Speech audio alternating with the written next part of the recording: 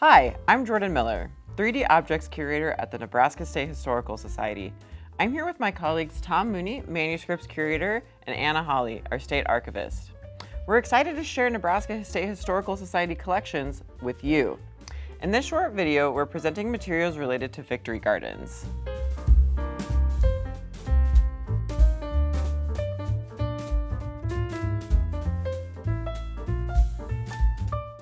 The idea of victory gardens originated during World War I.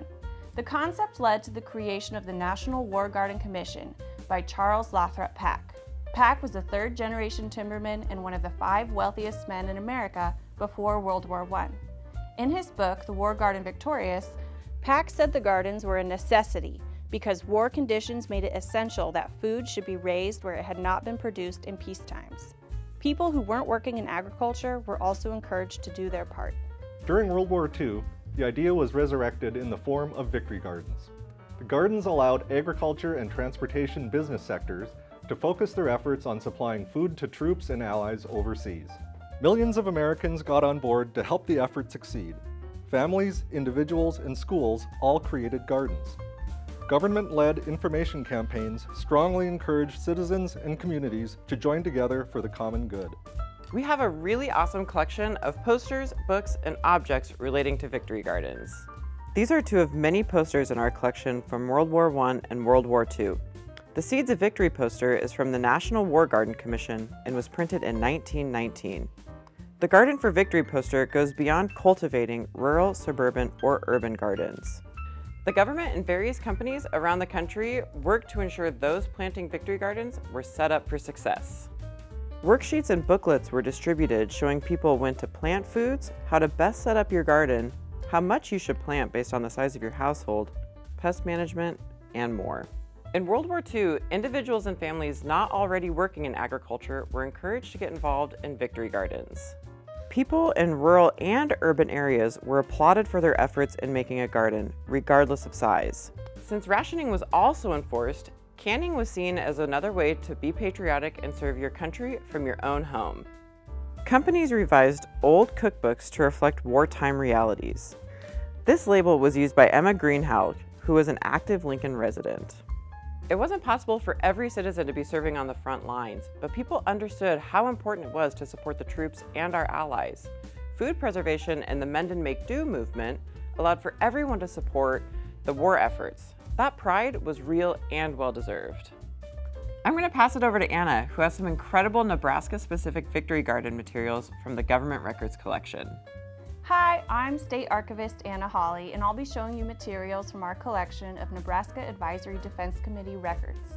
The committee was established by the Nebraska legislature in 1941 at the urging of Governor Dwight Griswold.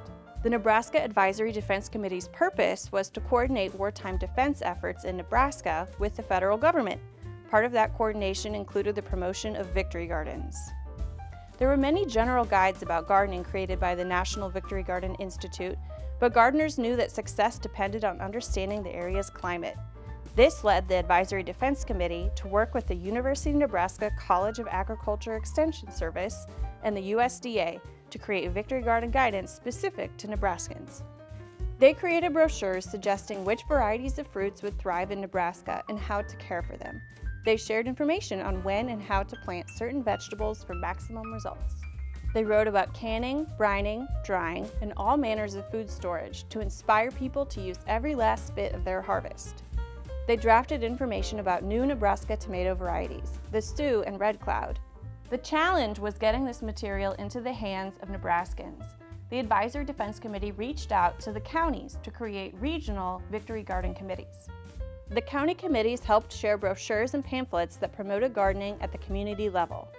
In 1944, gardening representatives from across the state organized a conference in Omaha. They discussed the success of the Victory Garden program at the local, state, and national levels.